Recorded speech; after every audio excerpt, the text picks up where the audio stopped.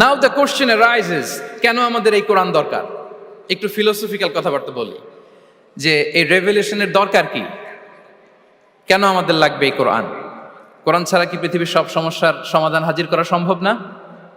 এই পৃথিবীর সায়েন্টিস্টরা, ফিলোসোফাররা, জ্ঞানী ব্যক্তিরা অনেক সমস্যার সমাধান করেছে, কিন্তু সব সমস্যার সমাধান হাজির করতে পারে নি। এজন্য আল্লাহ তাআলা যুগে যুগে নবীদের মাধ্যমে আসমানি কিতাব পাঠিয়েছেন, গাইডেন্স পাঠিয়েছেন, রেভেলেশন পাঠিয়েছেন।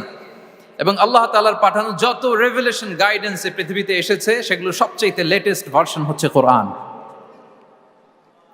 সবচেয়ে লেটেস্ট ভার্সন হচ্ছে কোরআন।